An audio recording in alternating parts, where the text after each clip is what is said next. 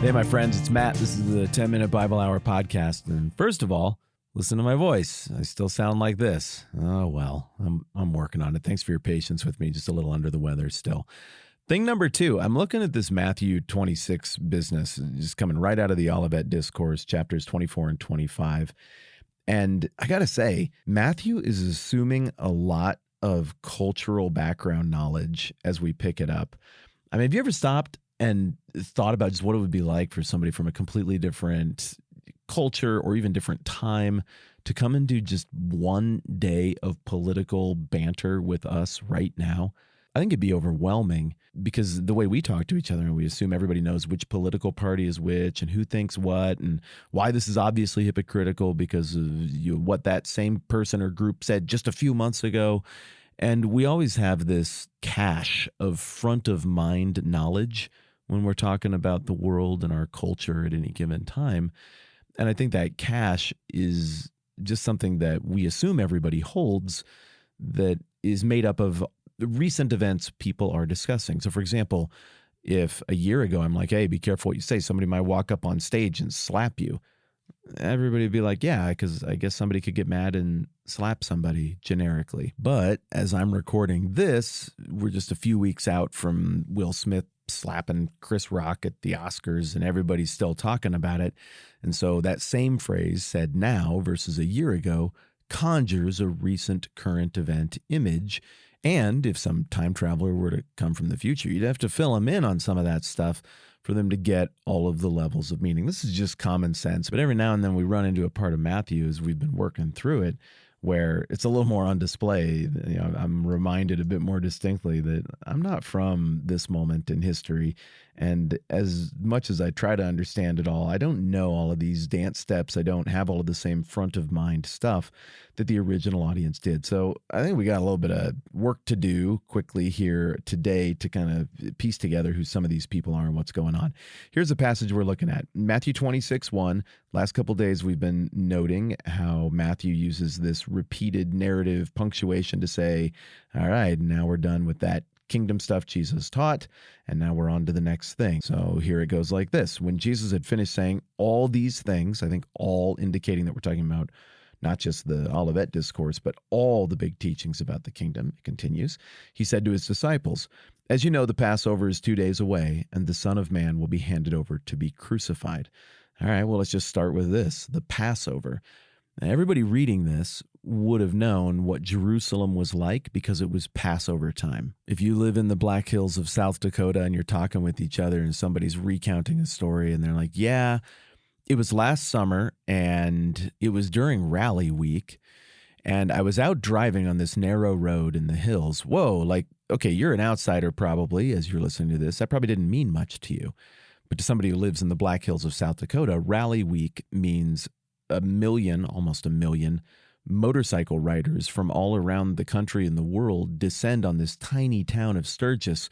And there are motorcycles everywhere, and the behavior changes and the culture changes and everything is different for a week.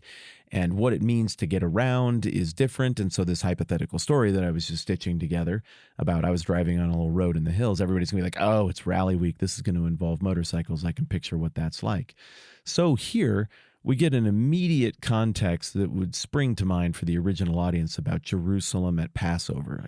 Dang, that place bloats to multiple times its normal population. Doing business is hard, buying things is hard, but also everybody's trying to sell you something. And the travel and the traffic and the smells, everybody's head is going to go to this place of this isn't just Jerusalem we're talking about. This is Passover week, Jerusalem, and we're only 2 days out. We're really on the home stretch here. Secondarily, people in the original audience might have had their heads go to what Passover symbolizes. I mean, I assume everybody was still thinking about that. I mean, Passover and the Feast of Unleavened Bread is kind of a two-pronged holiday that goes back to back and did at that time as well. It's established in Exodus, I looked this up earlier, maybe 14. I don't know why I'm flipping to it.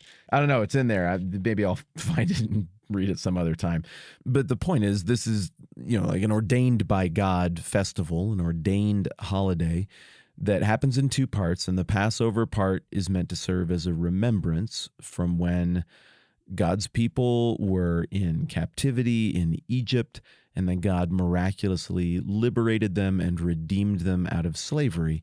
And that incident is something that the rest of the Old Testament always harkens back to when reminding the Jewish people, the Hebrew people, the Israelites, of God's character. It's always like, hey, this is the God who led you out of slavery in Egypt.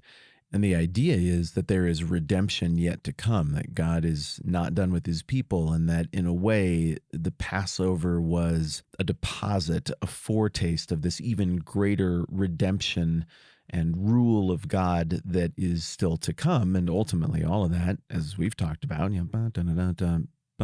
points to Jesus as being the completion of that little riff, the completion of that story arc. So the Passover thing would have conjured most immediately God's providence, God's guidance over his people, God's justice, how even after long periods of difficulty, God is still present. He still plans to redeem. There are specifics that would go along with the Passover celebration and remembrance.